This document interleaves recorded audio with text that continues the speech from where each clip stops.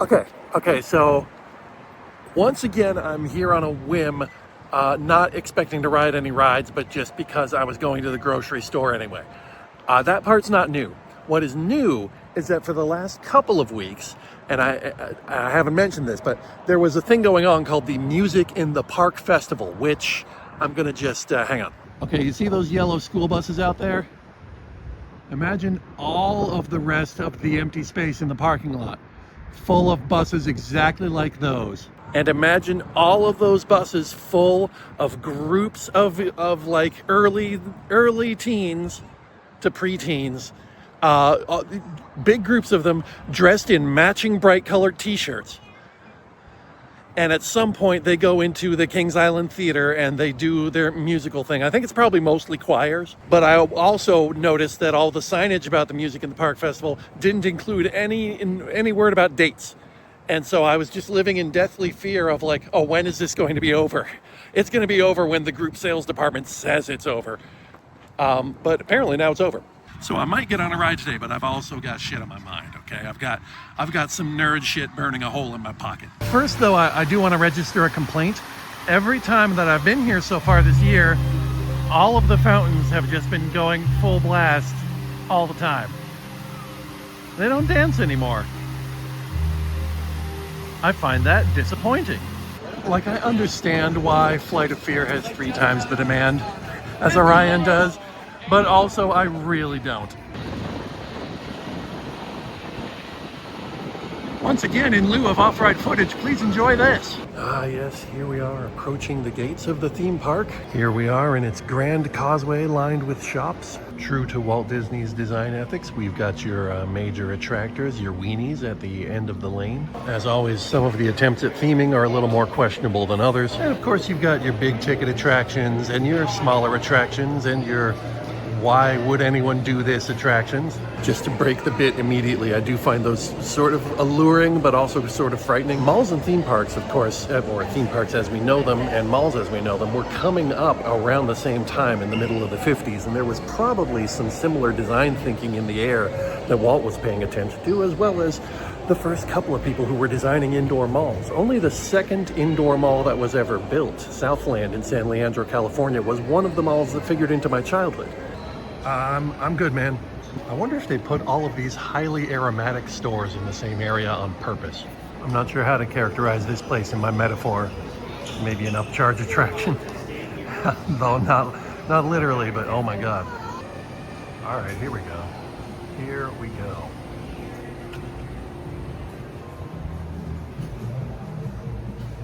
Yeah. Ooh. Ooh.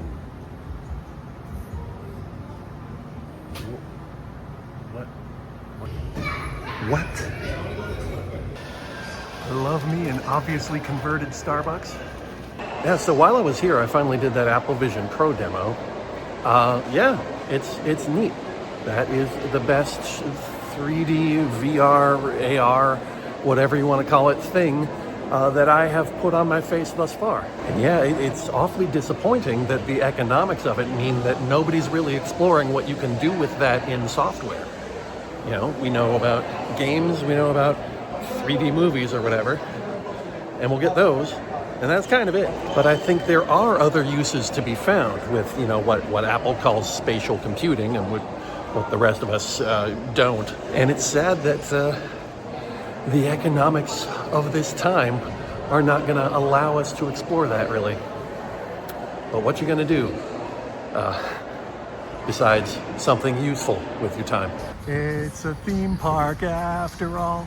It's a theme park after. Am I having lunch here? Let's take a look. Oh, of course there's not going to be like a menu to look at in the window. Their menu is like a short novel.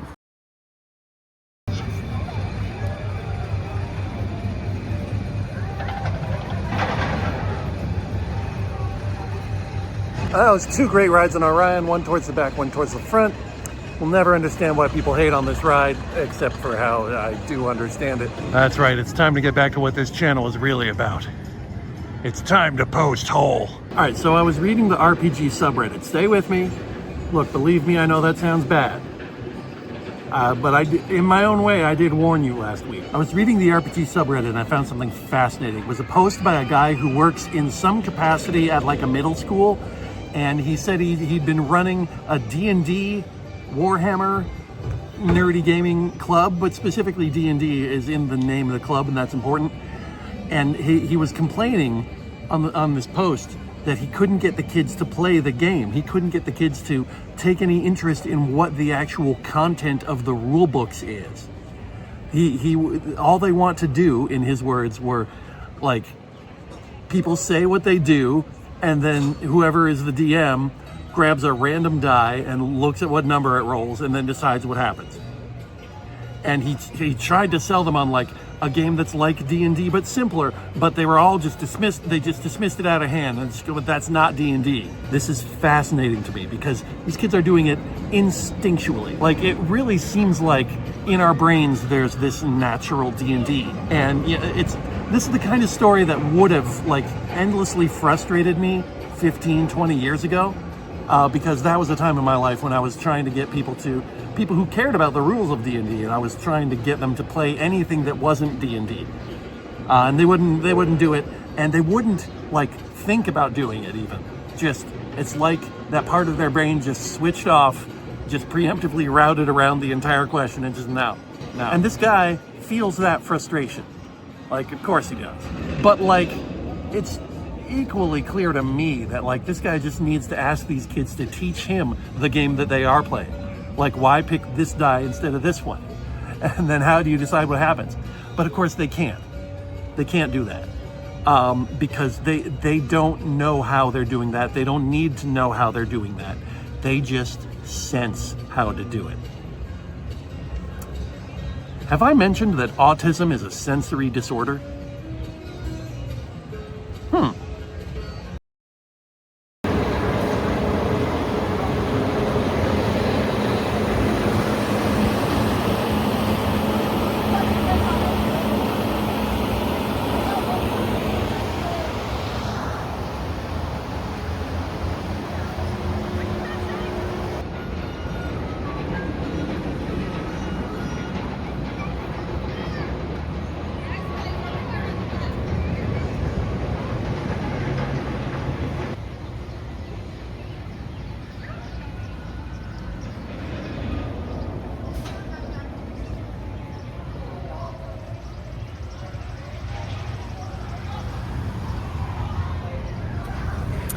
That was a great ride on Diamondback, but you know what? That is a weird ride in the front row.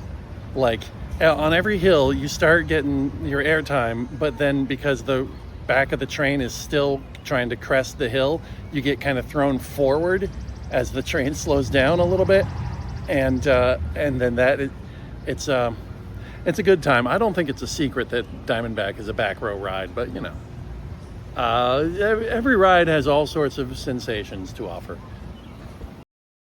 Hello. So just to tie this off, people who don't play the game of D&D and then don't want to learn something else because that's not D&D and they only play D&D are nothing new. And if you really want to do a deep dive into this, which statistically you don't, but if you want to, I recommend a book by John Peterson. It's called The Elusive Shift.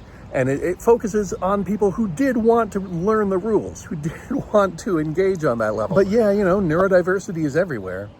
And I think normal people, mostly, D&D stands for descriptions and discoveries, right? As somebody wrote, and I don't remember who, but that's okay because they committed it to the public domain. You know, you have one person whose job it is to describe the world, and you have some other people whose job it is to explore that world. And then sometimes the person whose job it is to describe the world picks up a die and rolls it. And like, and some people may be familiar, not many of you, but some nerds may be familiar with an early role-playing meme, essentially, from early days of the internet, called the 6-word RPG. And the 6 words are: create characters, roll dice, game master decides. Game master is not always a compound word, but you know. It's a good game. It works. and the frustration that people feel, and that I feel sometimes, with just getting people to want to engage their brains at all with this stuff is also fascinating in and of itself. Probably I've pissed off most of the people watching this just by talking about it. You bring these things up even in conversation, and people get this look on their face like you've parked them next to a cliff, and the very words that you're speaking are about to push them off of it. I find this stuff interesting, and this is my channel. I rode 3 rides, whatever. That's what I always do. I did my job. Yeah, and now I'm gonna go enjoy the rest of my day. So I hope you enjoy the rest of your day. This is the back of that one cafe I always go to. They close at 2 o'clock on Sundays, and that's enraging. Okay, bye.